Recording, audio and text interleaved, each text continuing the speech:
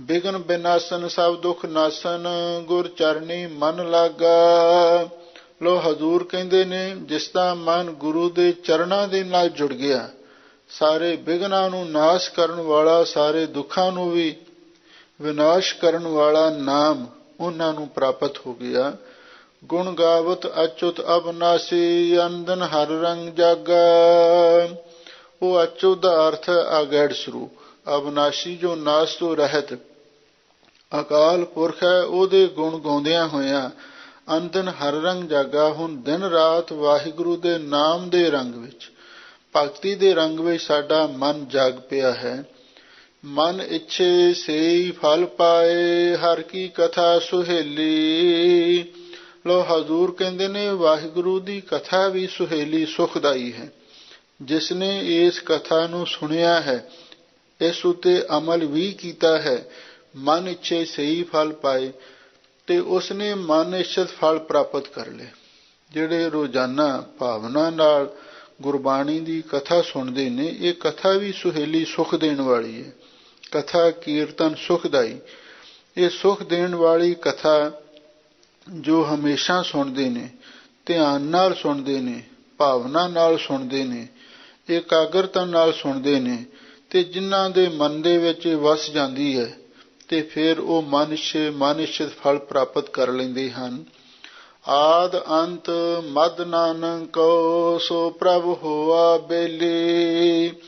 ਧੰਨ ਗੁਰੂ ਅਰਜਨ ਦੇਵ ਮਹਾਰਾਜ ਸੱਚੇ ਪਾਤਸ਼ਾਹ ਫਰਮਾਉਂਦੇ ਹਨ ਵੀ ਹੁਣ ਉਹ ਮਾਲਕ ਵਾਹਿਗੁਰੂ ਪਰਮੇਸ਼ਰ ਆਦਿ ਤੋਂ ਲੈ ਕੇ ਅੰਤ ਤੱਕ, ਜਨਮ ਤੋਂ ਲੈ ਕੇ ਮਰਨ ਤੱਕ, ਤੇ ਮੱਧ ਜਿਹੜਾ ਵਿਚਕਾਰਲਾ ਜੀਵਨ ਹੈ, ਉਹਦੇ ਵਿੱਚ ਉਹ ਅਕਾਲ ਪੁਰਖ ਵਾਹਿਗੁਰੂ ਸਾਡਾ ਬੇਲੀ ਸਹਾਇਕ ਹੋ ਗਿਆ, ਉਹ ਸਾਡਾ ਮਿੱਤਰ ਬਣ ਗਿਆ।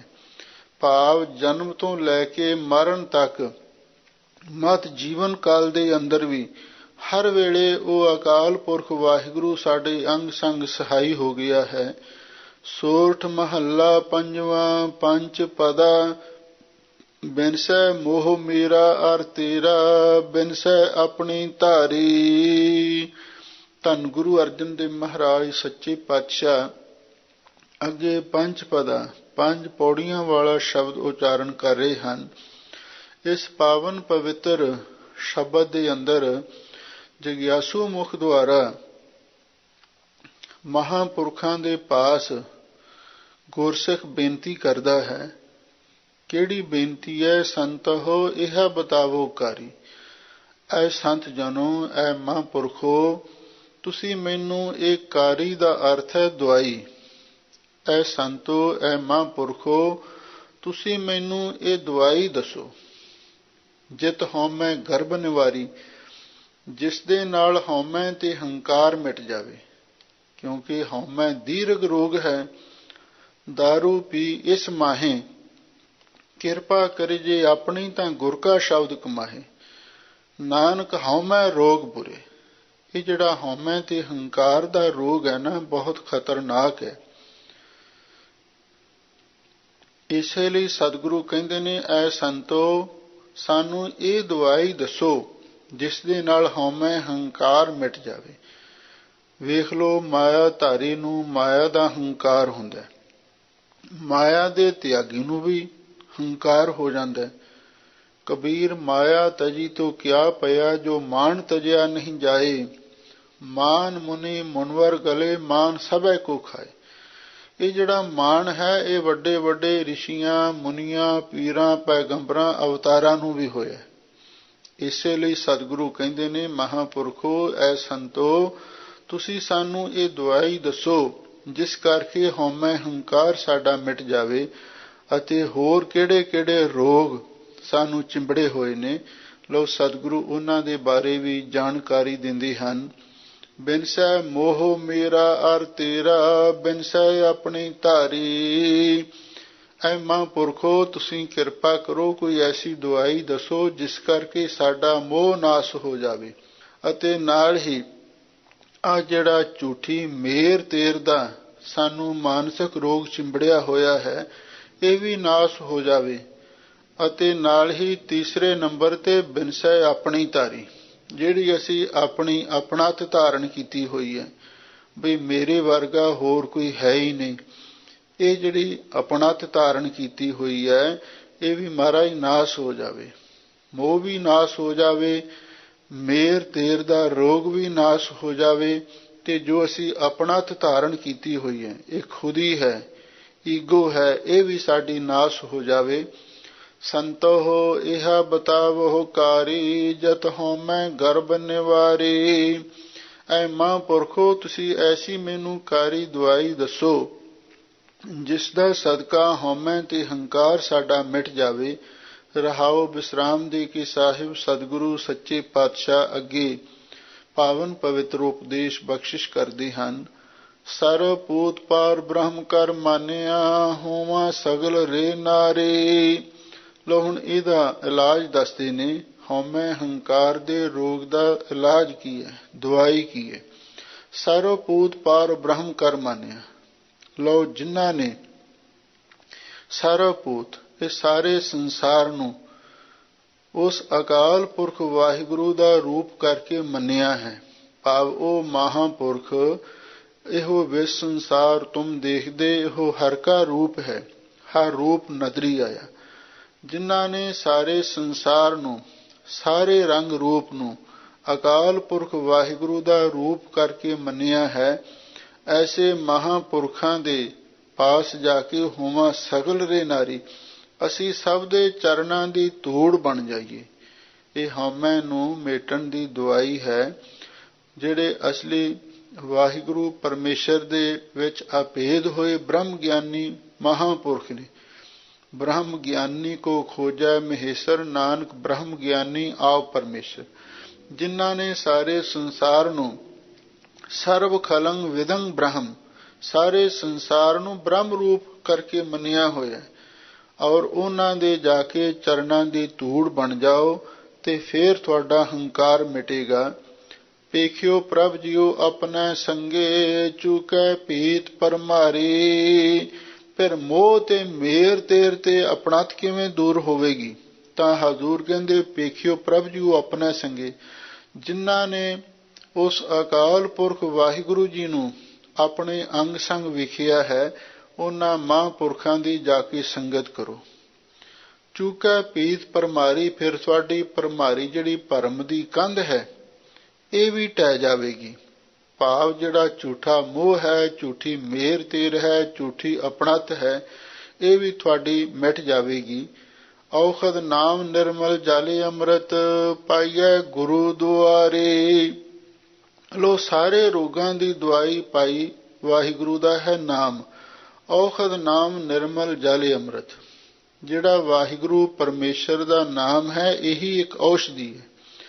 ਨਿਰਮਲ ਜਲ ਅੰਮ੍ਰਿਤ, ਇਹ ਜਿਹੜਾ ਨਾਮ ਹੈ ਨਾ, ਇਹ ਅੰਮ੍ਰਿਤ ਬਹੁਤ ਪਵਿੱਤਰ ਅੰਮ੍ਰਿਤ ਰੂਪ ਜਲ ਹੈ। ਭਾਵ ਇਹ ਇੱਕ ਸੰਜੀਵਨੀ ਬੂਟੀ ਹੈ। ਇਹ ਇੱਕ ਐਸਾ ਨਿਰਮਲ ਤੇ ਪਵਿੱਤਰ ਜਲ ਹੈ। ਪਾਈਏ ਗੁਰੂ ਦੁਆਰੀ, ਪਾਈਏ ਗੁਰੂ ਦੁਆਰਾ, ਗੁਰੂ ਦੀ ਮਿਹਰ ਨਾਲ ਇਹ ਪ੍ਰਾਪਤ ਕੀਤਾ ਜਾਂਦਾ ਹੈ। ਔਖਦ ਨਾਮ ਨਿਰਮਲ ਜਲ ਅੰਮ੍ਰਿਤ। ਜਿਵੇਂ ਕਈ ਦਵਾਈਆਂ ਲੀਕਵਡ ਹੁੰਦੀਆਂ ਨੇ, ਪੀਣ ਵਾਲੀਆਂ ਹੁੰਦੀਆਂ ਨੇ, ਜਿਹੜੀਆਂ ਸੁੱਕੀਆਂ ਦਵਾਈਆਂ ਹੁੰਦੀਆਂ ਉਹਦੇ ਨਾਲੋਂ ਪੀਣ ਵਾਲੀਆਂ ਛੇਤੀ ਅਸਰ ਕਰਦੀਆਂ। ਇਸੇ ਲਈ ਹਜ਼ੂਰ ਕਹਿੰਦੇ ਨੇ, ਔਖਦ ਨਾਮ ਨਿਰਮਲ ਜਲ ਅੰਮ੍ਰਿਤ। ਜਿਹੜੀ ਇਹ ਨਾਮ ਦੀ ਦਾਰੂ ਹੈ, ਇਸ ਨੂੰ ਨਿਰਮਲ ਤੇ ਅੰਮ੍ਰਿਤ ਜਲ ਦੇ ਨਾਲ ਲੈਣਾ ਚਾਹੀਦਾ, ਜਿਵੇਂ ਆਮ ਦਵਾਈ ਨੂੰ ਪਾਣੀ ਨਾਲ ਲਿਆ ਜਾਂਦਾ ਹੈ। ਹਜ਼ੂਰ ਕਹਿੰਦੇ ਨੇ, ਵਾਹਿਗੁਰੂ ਦਾ ਨਾਮ ਇੱਕ ਦਵਾਈ ਹੈ, ਇਸ ਨੂੰ ਨਿਰਮਲ ਜਲ ਕੀ ਹੈ? ਸਤਿਗੁਰੂ ਦੀ ਬਾਣੀ, ਗੁਰ ਉਪਦੇਸ਼। ਇਸ ਨੂੰ ਇਹ ਅੰਮ੍ਰਿਤ ਤੇ ਨਿਰਮਲ ਜਲ ਦੇ ਨਾਲ ਲੈਣਾ ਚਾਹੀਦਾ। ਭਾਵ ਗੁਰ ਉਪਦੇਸ਼ ਦੁਆਰਾ ਗੁਰੂ ਵਾਲੇ ਹੋ ਕੇ ਜਿਵੇਂ ਸਤਿਗੁਰੂ ਆਗਿਆ ਕਰਦੇ ਨੇ, ਉਸੇ ਢੰਗ ਦੇ ਨਾਲ ਨਾਮ ਜਪਣਾ ਚਾਹੀਦਾ। ਗੁਰ ਸਤਿਗੁਰ ਕਾ ਜੋ ਸਿੱਖ ਅਖਾਏ, ਸੋ ਭਲਕੇ ਉਠ ਹਰ ਨਾਮ ਤੇ ਆਵੈ। ਉਦਮ ਕਰੇ ਭਲਕੇ ਪ੍ਰਭਾਤੀ, ਇਸ਼ਨਾਨ ਕਰੇ ਅੰਮ੍ਰਿਤ ਸਰਨ ਆਵੈ।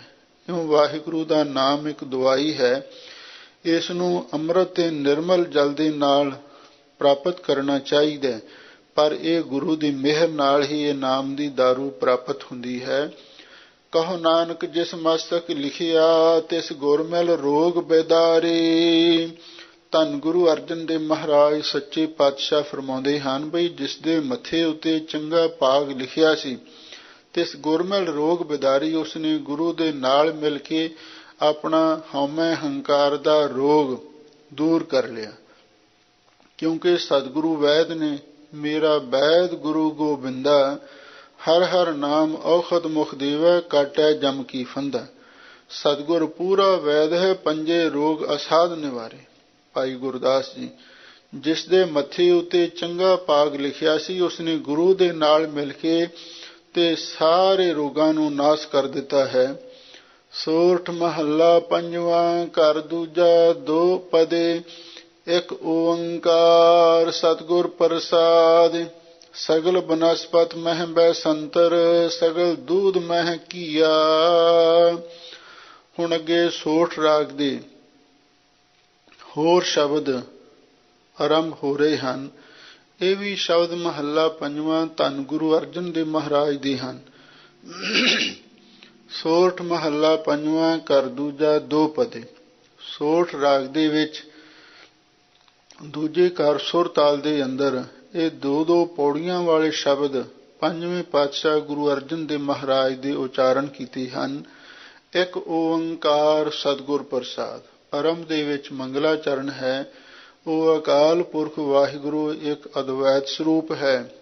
ਓੰਕਾਰ ਸਾਰਿਆਂ ਦਾ ਪ੍ਰਕਾਸ਼ਕ, ਸਤ ਨਾਸ ਤੋਂ ਰਹਿਤ ਤੇ ਗੁਰ ਪ੍ਰਸਾਦ ਗੁਰੂ ਦੀ ਕਿਰਪਾ ਨਾਲ ਮਿਲਦਾ ਹੈ। ਹੁਣ ਸਤਿਗੁਰੂ ਦੇ ਚਰਨਾਂ ਵਿੱਚ ਕੁਝ ਕਮਾਈ ਵਾਲੇ ਗੁਰਮੁਖ ਆਏ ਹਨ ਔਰ ਉਹਨਾਂ ਗੁਰਸਿੱਖ ਸੰਤਾਂ ਨੇ ਸਤਿਗੁਰੂ ਦੇ ਪਾਸ ਸਵਾਲ ਕੀਤਾ, ਸੱਚੇ ਪਾਤਸ਼ਾਹ ਸਾਨੂੰ ਇਹ ਦੱਸੋ, ਉਹ ਅਕਾਲ ਪੁਰਖ ਵਾਹਿਗੁਰੂ ਪਰਮੇਸ਼ਰ ਕਿੱਥੇ ਹੈ? ਬਹੁਤ ਸਾਰੀ ਦੁਨੀਆ ਅਕਸਰ ਇਹ ਸਵਾਲ ਕਰਦੀ ਹੈ, ਸਾਨੂੰ ਦੱਸੋ ਰੱਬ ਕਿੱਥੇ ਹੈ। ਪਰ ਇਹ ਸਵਾਲ ਮਹਾਂਪੁਰਖਾਂ ਨੇ, ਜੋ ਨਾਮ ਜਪਣ ਵਾਲੇ ਸਨ, ਬੰਦਗੀ ਕਰਨ ਵਾਲੇ ਸਨ, ਉਹਨਾਂ ਨੇ ਕੀਤਾ ਤੇ ਇਹਦਾ ਜਵਾਬ ਸਤਿਗੁਰੂ ਬਖਸ਼ਿਸ਼ ਕਰ ਰਹੇ ਹਨ। ਸੰਤੋ ਘਟ ਘਟ ਰਹੇ ਆ ਸਮਾਹਿਓ, ਐ ਸੰਤ ਜਨੋ, ਐ ਗੁਰਮੁਖੋ, ਉਹ ਅਕਾਲ ਪੁਰਖ ਵਾਹਿਗੁਰੂ ਘਟਾਂ ਘਟਾਂ ਦੇ ਵਿੱਚ ਸਮਾਰਿਆ ਹੈ। ਘਟ ਘਟ ਮੈਂ ਹਰਜੂ ਬਸੈ, ਸੰਤਨ ਕਹਿਓ ਪੁਕਾਰ। ਪੂਰਨ ਪੂਰ ਰਹਿਓ ਸਰਵ ਮੈਂ, ਜਲ ਥਲ ਰਮਈਆ ਆਹਿਓ। ਹਜ਼ੂਰ ਕਹਿੰਦੇ ਨੇ ਪੂਰਨ, ਜੋ ਸਰਵ ਗੁਣ ਭਰਪੂਰ ਵਾਹਿਗੁਰੂ ਪਰਮੇਸ਼ਰ ਹੈ, ਉਹ ਸਾਰਿਆਂ ਦੇ ਵਿੱਚ ਹੀ ਪਰਿਪੂਰਨ ਹੋ ਰਿਹਾ ਹੈ। ਕਿੱਥੇ ਕਿੱਥੇ? ਜਲ ਥਲ ਰਮਈਆ ਆਹਿਓ, ਉਹ ਜਲਾਂ ਤੇ ਥਲਾਂ ਦੇ ਵਿੱਚ ਵੀ ਰਮਈਆ ਪਰਮੇਸ਼ਰ ਵਸ ਰਿਹਾ ਹੈ। ਜਿੱਥੇ ਸਾਰੇ ਜੀਵਾਂ ਦੇ ਵਿੱਚ ਤੇ ਸਾਰੇ ਸਰੀਰਾਂ ਵਿੱਚ ਵਾਹਿਗੁਰੂ ਵਸ ਰਿਹਾ ਹੈ, ਕੁਦਰਤ ਦੇ ਜ਼ਰੇ ਜ਼ਰੇ ਵਿੱਚ ਜਿੱਥੇ ਉਹ ਵਾਹਿਗੁਰੂ ਪਰਮੇਸ਼ਰ ਵਸ ਰਿਹਾ ਹੈ, ਔਰ ਉੱਥੇ ਜਲਾਂ ਥਲਾਂ ਦੇ ਵਿੱਚ ਵੀ ਉਹੀ ਵਾਹਿਗੁਰੂ ਪਰਮੇਸ਼ਰ ਵਸ ਰਿਹਾ ਹੈ ਤੇ ਉਹੀ ਵਾਹਿਗੁਰੂ ਸਾਰਿਆਂ ਦੇ ਵਿੱਚ ਪਰਿਪੂਰਨ ਹੋ ਰਿਹਾ ਹੈ। ਤੇ ਫਿਰ ਮਹਾਰਾਜ ਸਾਨੂੰ ਦਿਸਦਾ ਕਿਉਂ ਨਹੀਂ? ਲਓ ਹੁਣ ਇਹਦਾ ਕਾਰਨ ਸਤਿਗੁਰੂ ਦੋ ਉਦਾਹਰਨਾਂ ਦੇ ਕੇ ਸਾਨੂੰ ਸਮਝਾਉਂਦੇ ਹਨ। ਸਗਲ ਬਨਸਪਤ ਮਹਿ ਬੈ ਸੰਤਰ, ਸਗਲ ਦੂਧ ਮਹਿ ਕੀਆ। ਐ ਸੰਤ ਜਨੋ, ਐ ਗੁਰਮੁਖੋ, ਐ ਮਹਾਂਪੁਰਖੋ, ਸਤਸੰਗੀਓ, ਸਾਰੀ ਬਨਸਪਤੀ ਵਿੱਚ ਜਿਵੇਂ ਅੱਗ ਹੈ ਪਰ ਉਹ ਕਿਸੇ ਨੂੰ ਦਿਸਦੀ ਨਹੀਂ। ਸਗਲ ਦੂਧ ਮੈਂ ਕੀਆ, ਤੇ ਸਾਰੇ ਦੁੱਧ ਦੇ ਵਿੱਚ ਘਿਓ ਦੀ ਅੰਸ਼ ਹੁੰਦੀ ਹੈ ਪਰ ਉਹ ਕਿਸੇ ਨੂੰ ਦਿਸਦੀ ਨਹੀਂ। ਜਿਵੇਂ ਬਨਸਪਤੀ ਵਿੱਚ ਅੱਗ ਗੁਪਤ ਹੈ ਤੇ ਦੁੱਧ ਵਿੱਚ ਘਿਓ ਗੁਪਤ ਹੈ, ਊਚ ਨੀਚ ਮੈਂ ਜੋਤ ਸਮਾਣੀ, ਘਟ ਘਟ ਮਾਧੋ ਜੀਆ। ਇਸੇ ਤਰ੍ਹਾਂ ਉੱਚਿਆਂ ਵਿੱਚ ਵੀ ਨੀਵਿਆਂ ਦੇ ਵਿੱਚ ਵੀ ਵਾਹਿਗੁਰੂ ਦੀ ਜੋਤ ਸਮਾ ਰਹੀ ਹੈ। ਸਰਬ ਜੋਤ ਤੇਰੀ ਪਸਰ ਰਹੀ, ਜਹ ਜਹ ਦੇਖਾਂ ਤੈ ਨਰ ਹਰੀ। ਘਟ ਘਟ ਮਾਧੋ ਜੀਆ, ਉਹ ਵਾਹਿਗੁਰੂ ਸਾਰੇ ਜੀਵਾਂ ਦੇ ਘਟਾਂ ਘਟਾਂ ਵਿੱਚ, ਸਾਰਿਆਂ ਦੇ ਦਿਲਾਂ ਵਿੱਚ, ਸਾਰਿਆਂ ਦੇ ਮਨਾਂ ਦੇ ਵਿੱਚ ਵਸ ਰਿਹਾ ਹੈ। ਸੰਤੋ ਘਟ ਘਟ ਰਹਿਆ ਸਮਾਹਿਓ, ਪੂਰਨ ਪੂਰ ਰਹਿਓ ਸਰਬ ਮਹਿ, ਜਲ ਥਲ ਰਮਈਆ ਆਹਿਓ ਰਹਾਉ। ਐ ਸੰਤ ਜਨੋ, ਉਹ ਅਕਾਲ ਪੁਰਖ ਵਾਹਿਗੁਰੂ ਘਟਾਂ ਘਟਾਂ ਦੇ ਵਿੱਚ ਸਮਾਰਿਆ ਹੈ। ਉਹ ਪੂਰਨ ਪ੍ਰਭੂ ਸਾਰਿਆਂ ਦੇ ਵਿੱਚ ਹੀ ਪਰਿਪੂਰਨ ਹੋ ਰਿਹਾ ਹੈ ਤੇ ਜਲਾਂ ਥਲਾਂ ਦੇ ਵਿੱਚ ਵੀ ਉਹੀ ਵਾਹਿਗੁਰੂ ਪਰਮੇਸ਼ਰ ਵਸ ਰਿਹਾ ਹੈ। ਆਹਿਓ ਦਾ ਅਰਥ ਕਿ ਜਿਵੇਂ ਪੰਜਾਬੀ ਵਿੱਚ ਆਪਾਂ ਕਹਿ ਦਿੰਦੇ ਹਾਂ ਵੀ ਅੱਛਾ, ਆਹੋ, ਠੀਕ ਹੈ। ਆਹਿਓ ਦਾ ਅਰਥ ਵੀ ਵਸ ਰਿਹਾ ਹੈ। ਜਲ ਥਲ ਰਮਈਆ ਆਹਿਓ, ਉਹ ਵਾਹਿਗੁਰੂ ਜਲਾਂ ਥਲਾਂ ਦੇ ਵਿੱਚ ਵੀ ਵਸ ਰਿਹਾ ਹੈ। ਆਹਿਓ ਦਾ ਅਰਥ ਹੈ ਸਮਝਣਾ।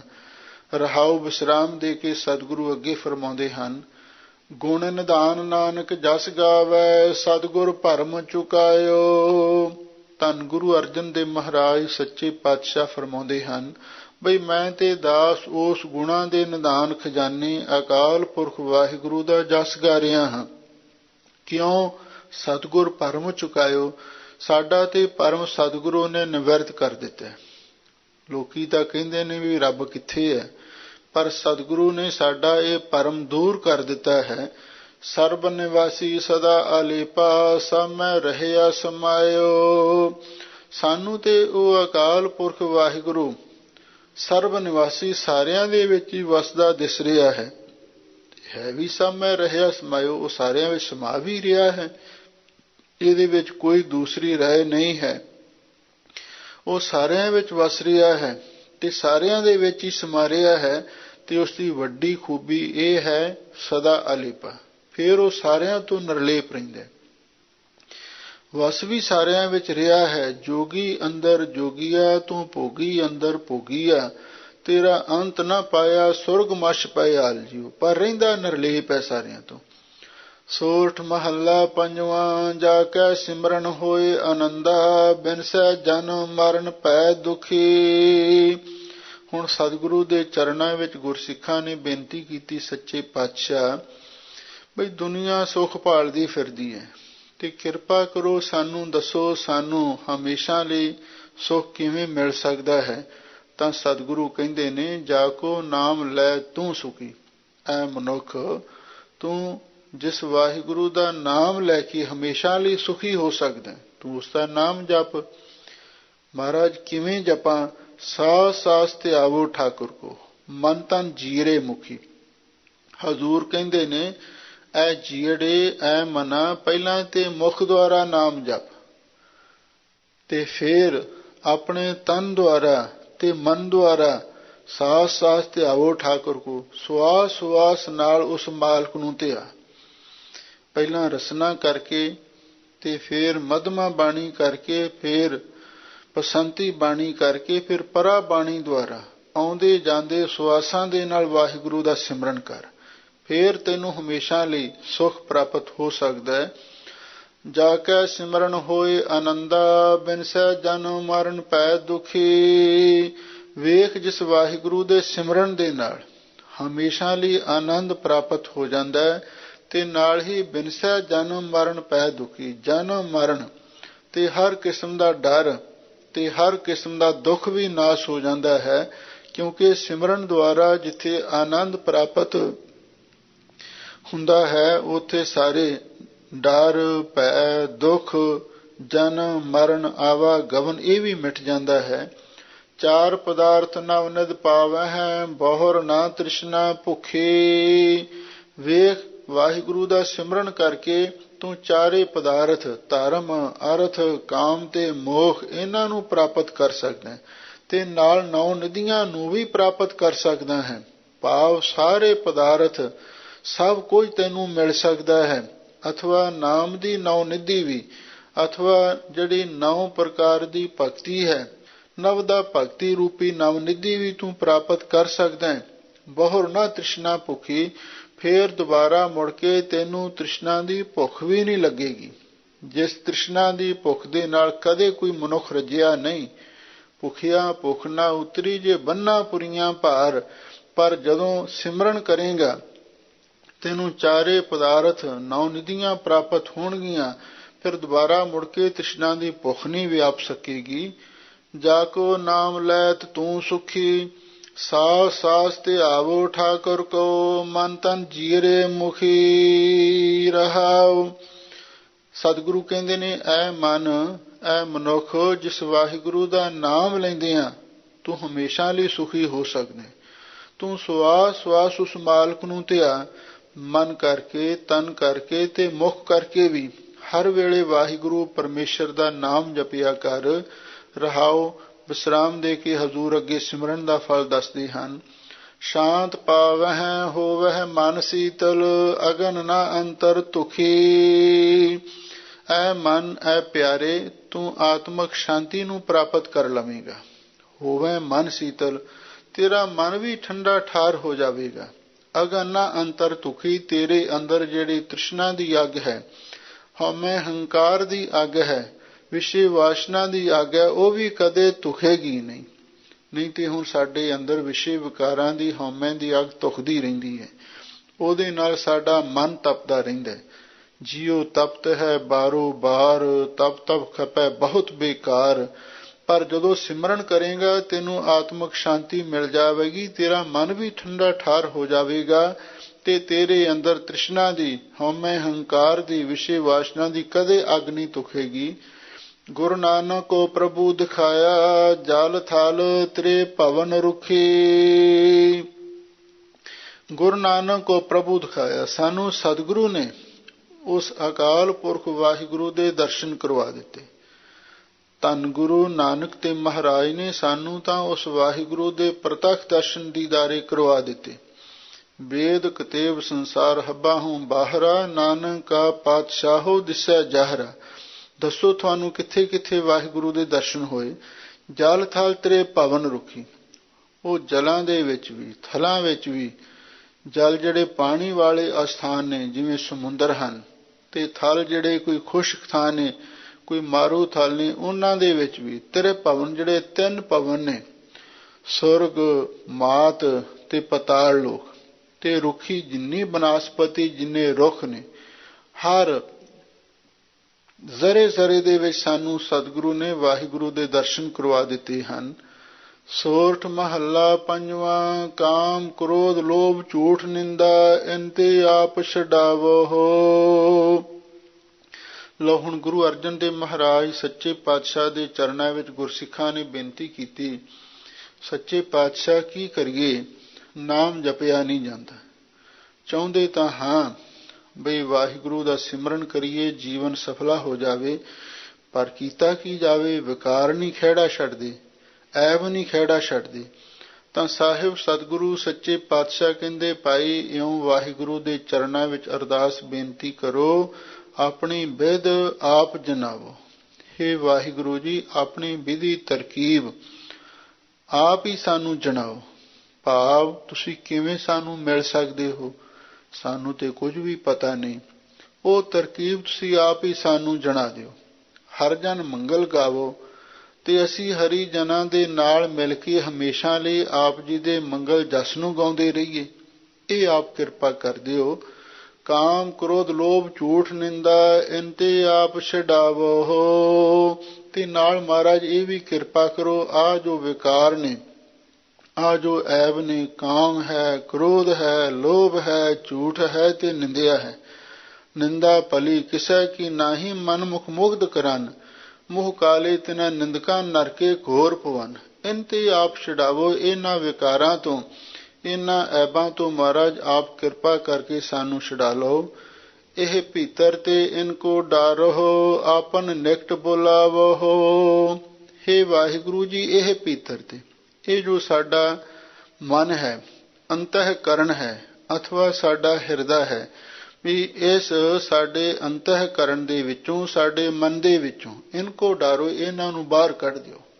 ਇਹ ਜਿਹੜੇ ਵਿਕਾਰ ਨੇ ਨਾ, ਕਾਮ ਕ੍ਰੋਧ ਲੋਭ ਝੂਠ ਨਿੰਦਿਆ, ਸਾਡੇ ਅੰਦਰ ਹੀ ਵਸ ਰਹੇ ਨੇ ਨਾ, ਇਹ ਭੀਤਰ ਤੇ, ਇਹ ਸਾਡੇ ਸਰੀਰ ਵਿੱਚੋਂ ਅਥਵਾ ਸਾਡੇ ਮਨ ਦੇ ਵਿੱਚੋਂ, ਇਹਨਾਂ ਨੂੰ ਬਾਹਰ ਕੱਢ ਦਿਓ। ਆਪਨ ਨਿਕਟ ਬੁਲਾਵੋ, ਤੇ ਫਿਰ ਮਹਾਰਾਜ ਕਿਰਪਾ ਕਰਕੇ ਤੁਸੀਂ ਸਾਨੂੰ ਆਪਣੇ ਨੇੜੇ ਸੱਦ ਲਓ। ਜਿੰਨਾ ਚਿਰ ਅੰਦਰ ਵਿਕਾਰ ਨੇ, ਉਹਨਾਂ ਚਿਰ ਤੱਕ ਅਸੀਂ ਪਰਮੇਸ਼ਰ ਤੱਕ ਜਾ ਹੀ ਨਹੀਂ ਸਕਦੇ। ਇਸੇ ਲਈ ਇਹ ਅਰਦਾਸ ਬੇਨਤੀ ਕਰੋ, ਮਹਾਰਾਜ ਪਹਿਲਾਂ ਵੀ ਇਹਨਾਂ ਵਿਕਾਰਾਂ ਨੂੰ ਸਾਡੇ ਅੰਦਰੋਂ ਕੱਢੋ, ਤੇ ਫਿਰ ਤੁਸੀਂ ਸਾਨੂੰ ਆਪਣੇ ਨੇੜੇ ਬੁਲਾ ਲਓ। ਆਪਣੀ ਵਿਧ ਆਪ ਜਨਾਵੋ, ਹਰ ਜਨ ਮੰਗਲ ਗਾਵੋ ਰਹਾਉ। ਹੇ ਵਾਹਿਗੁਰੂ ਜੀ, ਆਪਣੇ ਮਿਲਣ ਦੀ ਤਰਕੀਬ ਆਪ ਹੀ ਤੁਸੀਂ ਸਾਨੂੰ ਜਣਾ ਦਿਓ, ਤੇ ਨਾਲ ਇਹ ਵੀ ਕਿਰਪਾ ਕਰੋ, ਵਾਹਿਗੁਰੂ ਦੇ ਜਨ ਦਾਸਾਂ ਦੇ ਨਾਲ ਮਿਲ ਕੇ ਹਮੇਸ਼ਾ ਲਈ ਆਪ ਜੀ ਦਾ ਮੰਗਲ ਜਸ ਗਾਉਂਦੇ ਰਹੀਏ, ਇਹ ਆਪ ਕਿਰਪਾ ਕਰ ਦਿਓ। ਰਹਾਉ ਵਿਸਰਾਮ ਦੇ ਕੇ ਸਾਹਿਬ ਸਤਿਗੁਰੂ ਸੱਚੇ ਪਾਤਸ਼ਾਹ ਅੱਗੇ ਫਰਮਾਉਂਦੇ ਹਨ, ਬਿਸਰ ਨਾਹੀ ਕਬਹੂ ਹੀਏ ਤੇ ਇਹ ਬਿਦ ਮਨ ਮਹਿ ਪਾਵੋ। ਹੇ ਵਾਹਿਗੁਰੂ ਜੀ, ਇਹ ਵਿਧੀ, ਇਹ ਜੁਗਤੀ, ਇਹ ਤਰਕੀਬ ਵੀ ਸਾਡੇ ਮਨ ਦੇ ਵਿੱਚ ਪਾ ਦਿਓ। ਕਿਹੜੀ? ਬਿਸਰ ਨਾਹੀ ਕਬਹੂ ਹੀਏ ਤੇ, ਤੁਸੀਂ ਸਾਡੇ ਦਿਲੋਂ ਕਦੇ ਵੀ ਭੁੱਲੋ ਨਾ।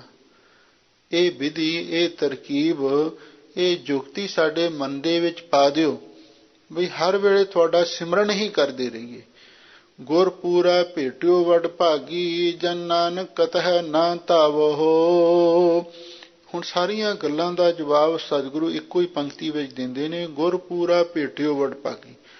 ਵੀ ਜਿਨ੍ਹਾਂ ਵਡਭਾਗੀਆਂ ਨੂੰ ਪੂਰਾ ਗੁਰੂ ਮਿਲ ਜਾਂਦਾ ਹੈ, ਉਹਨਾਂ ਦੇ ਸਾਰੇ ਮਸਲੇ ਹੱਲ ਹੋ ਜਾਂਦੇ ਨੇ। ਜਨ ਨਾਨਕ ਕਤਹਿ ਨਾ ਧਾਵੋ। ਧੰਨ ਗੁਰੂ ਅਰਜਨ ਦੇਵ ਮਹਾਰਾਜ ਸੱਚੇ ਪਾਤਸ਼ਾਹ ਫਰਮਾਉਂਦੇ ਨੇ, ਹੁਣ ਸਾਨੂੰ ਪੂਰਾ ਗੁਰੂ ਮਿਲਿਆ ਤੇ ਹੁਣ ਅਸੀਂ ਹੋਰ ਕਿਸੇ ਪਾਸੇ ਨਹੀਂ ਦੌੜਦੇ, ਹੋਰ ਕਿਸੇ ਪਾਸੇ ਜਾਣ ਦੀ ਲੋੜ ਹੀ ਨਹੀਂ।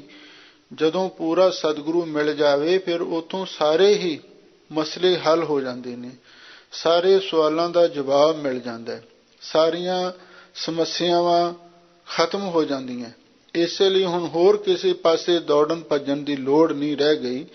ਸੋਰਠ ਮਹੱਲਾ ਪੰਜਵਾਂ। ਜਾ ਕੇ ਸਿਮਰਨ ਸਭ ਕਛ ਪਾਈਐ, ਬਿਰਥੀ ਘਾਲ ਨਾ ਜਾਏ।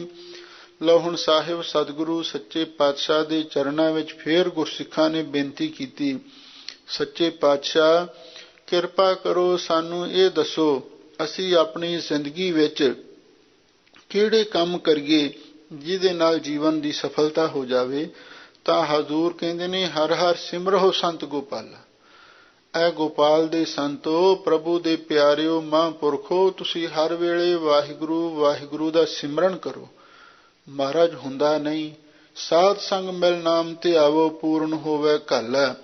ਤੁਸੀਂ ਸਾਧ ਸੰਗਤ ਨਾਲ ਮਿਲ ਕੇ, ਭਾਵ ਜਿੱਥੇ ਮਹਾਂਪੁਰਖ ਬੈਠ ਕੇ ਬਾਣੀ ਕਥਾ ਕੀਰਤਨ ਕਰਦੇ ਹਨ ਤੇ ਨਾਲ ਨਾਮ ਸਿਮਰਨ ਦਾ ਉਪਦੇਸ਼ ਵੀ ਮਿਲਦਾ ਹੈ, ਉਹ ਸਾਧ ਸੰਗਤ ਦੇ ਵਿੱਚ ਮਿਲ ਕੇ ਵਾਹਿਗੁਰੂ ਦੇ ਨਾਮ ਨੂੰ ਧਿਆਓ, ਪੂਰਨ ਹੋਵੇ ਕਾਲਾ। ਫਿਰ ਤੁਹਾਡੀ ਕੀਤੀ ਕਾਲ ਕਮਾਈ ਸਫਲ ਹੋ ਜਾਵੇਗੀ।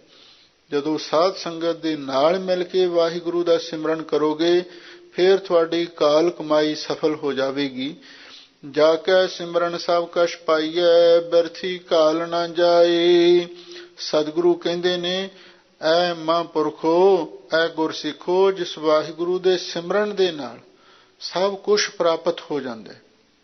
ਸਤਿਗੁਰੂ ਦੇ ਬਚਨ ਨੇ ਕਿ ਵਾਹਿਗੁਰੂ ਪਰਮੇਸ਼ਰ ਦਾ ਸਿਮਰਨ ਕਰਨ ਦੇ ਨਾਲ ਹਰ ਆਰਾਧ ਸਭੋ ਕਿਛ ਪਾਈਐ, ਕਾਰਜ ਸਗਲੇ ਸਾਧ ਹੋ। ਸੰਤ ਹੋ ਹਰ ਹਰ ਹਰ ਆਰਾਧ ਹੋ, ਹਰ ਆਰਾਧ ਸਭੋ ਕਿਛ ਪਾਈਐ, ਕਾਰਜ ਸਗਲੇ ਸਾਧੋ। ਪ੍ਰਭ ਕੈ ਸਿਮਰਨ ਰਿੱਧ ਸਿੱਧ ਨਵ ਨਿੱਧ, ਇਹ ਸਭ ਕੁਝ ਸਿਮਰਨ ਦੀਆਂ ਹੀ ਬਰਕਤਾਂ ਨੇ। ਜਾ ਕੇ ਸਿਮਰਨ ਸਭ ਕਛ ਪਾਈਐ, ਜਿਸ ਵਾਹਿਗੁਰੂ ਦੇ ਸਿਮਰਨ ਕਰਕੇ ਸਭ ਕੁਝ ਪ੍ਰਾਪਤ ਕਰ ਲਈਦਾ। ਬਿਰਥੀ ਘਾਲ ਨਾ ਜਾਈ, ਤੇ ਘਾਲਣਾ ਕੀਤੀ ਹੋਈ, ਮਿਹਨਤ ਕੀਤੀ ਹੋਈ ਕਦੇ ਆ ਜਾਈ ਨਹੀਂ ਜਾਂਦੀ। ਤਿਸ ਪ੍ਰਭ ਤਿਆਗ ਅਵਰ ਕਤ ਰਾਚਹੁ, ਜੋ ਸਾਮੈ ਰਹਿਆ ਸਮਾਈ। ਤੇ ਜੋ ਅਕਾਲ ਪੁਰਖ ਵਾਹਿਗੁਰੂ ਸਾਰਿਆਂ ਦੇ ਵਿੱਚ ਹੀ ਸਮਾਰਿਆ ਹੈ, ਸੋ ਅੰਤਰ ਸੋ ਬਾਹਰ ਅਨੰਤ, ਘਟ ਘਟ ਵਿਆਪ ਰਹਿਆ ਭਗਵੰਤ। ਤਾਰਨ ਮਾਹੀ ਆਕਾਸ ਪਿਆਲ, ਸਰਬ ਲੋਕ ਪੂਰਨ ਪ੍ਰਤਪਾਲ। ਤੇ ਉਹ ਸਰਬ ਸ਼ਕਤੀਮਾਨ ਅਕਾਲ ਪੁਰਖ ਵਾਹਿਗੁਰੂ ਨੂੰ ਛੱਡ ਕੇ ਤੁਸੀਂ ਹੋਰ ਕਤ ਰਾਚੋ, ਹੋਰ ਕਿੱਥੇ ਤੁਸੀਂ ਅੱਗੇ ਤਦਾਕਾਰ ਹੁੰਦੇ ਫਿਰਦੇ ਹੋ। ਉਸ ਵਾਹਿਗੁਰੂ ਨੂੰ ਛੱਡ ਕੇ ਹੋਰ ਕਿੱਥੇ ਰਚਦੇ ਮਿਚਦੇ ਫਿਰਦੇ ਹੋ, ਜੋ ਸਾਰਿਆਂ ਵਿੱਚ ਹੀ ਸਮਾਰਿਆ ਹੈ। ਉਹਦੇ ਨਾਲ ਹੀ ਤੁਹਾਨੂੰ ਜੁੜਨਾ ਚਾਹੀਦਾ ਹੈ। ਹਰ ਹਰ ਸਿਮਰਹੁ ਸੰਤ ਗੋਪਾਲਾ, ਸਾਧ ਸੰਗ ਮਿਲ ਨਾਮ ਤੇ ਆਵਹੁ, ਪੂਰਨ ਹੋਵੇ ਘਾਲਾ। ਰਹਾਉ। ਐ ਪ੍ਰਭੂ ਦੇ ਸੰਤ ਜਨੋ, ਐ ਪ੍ਰਭੂ ਦੇ ਪਿਆਰਿਓ, ਮਹਾਂਪੁਰਖੋ, ਹਰ ਵੇਲੇ ਵਾਹਿਗੁਰੂ ਦਾ ਸਿਮਰਨ ਹੀ ਕਰੋ। ਸਾਧ ਸੰਗਤ ਦੇ ਨਾਲ ਮਿਲ ਕੇ ਵਾਹਿਗੁਰੂ ਦੇ ਨਾਮ ਨੂੰ ਧਿਆਓ, ਤੇ ਫਿਰ ਤੁਹਾਡੀ ਕੀਤੀ ਕਾਲ ਕਮਾਈ ਮਿਹਨਤ ਸਾਰੀ ਸਫਲ ਹੋ ਜਾਵੇਗੀ। ਰਹਾਉ। ਵਿਸਰਾਮ ਦੇ ਕੇ ਹਜ਼ੂਰ ਅੱਗੇ ਫਰਮਾਉਂਦੇ ਹਨ, ਸਾਰ ਸੰਭਾਲੈ ਨਿਤ ਪ੍ਰਤ ਪਾਲੈ, ਪ੍ਰੇਮ ਸਹਿਤ ਗਲ ਲਾਵੈ। ਹੁਣ ਉਸ ਵਾਹਿਗੁਰੂ ਦੇ ਪਰਉਪਕਾਰ ਯਾਦ ਕਰਵਾਉਂਦੇ ਹਨ। ਉਹ ਅਕਾਲ ਪੁਰਖ ਵਾਹਿਗੁਰੂ ਇੰਨਾ ਦਿਆਲੂ ਕਿਰਪਾਲੂ ਹੈ, ਸਾਰ ਸੰਭਾਲੇ, ਸਾਰਿਆਂ ਦੀ ਸਾਰ ਸੰਭਾਲ ਵੀ ਕਰਦਾ ਹੈ, ਖਬਰਸਾਰ ਵੀ ਲੈਂਦਾ ਹੈ, ਤੇ ਨਿਤ ਪ੍ਰਤ ਪਾਲੈ, ਤੇ ਹਮੇਸ਼ਾ ਸਭ ਦੀ ਪਾਲਣਾ ਪੁੱਛਣਾ ਵੀ ਕਰਦਾ। ਪ੍ਰੇਮ ਸਹਿਤ ਗਲ ਲਾਵੈ, ਤੇ ਬੜੇ ਪ੍ਰੇਮ ਨਾਲ ਆਪਣੇ ਗਲ ਦੇ ਨਾਲ ਵੀ ਲਾਉਂਦਾ। ਜਿਵੇਂ ਮਾਤਾ ਪਿਤਾ ਆਪਣੇ ਬੱਚਿਆਂ ਦੀ ਖਬਰਸਾਰ ਵੀ ਰੱਖਦੇ ਹਨ, ਉਹਨਾਂ ਦੀ ਪਾਲਣਾ ਪੁੱਛਣਾ ਵੀ ਕਰਦੇ ਹਨ, ਤੇ ਕਦੇ ਕਦੇ ਲਾਡ ਪਿਆਰ ਕਰਦਿਆਂ ਹੋਇਆਂ ਪ੍ਰੇਮ ਨਾਲ ਗਲ ਦੇ ਨਾਲ ਵੀ ਲਾਉਂਦੇ ਨੇ।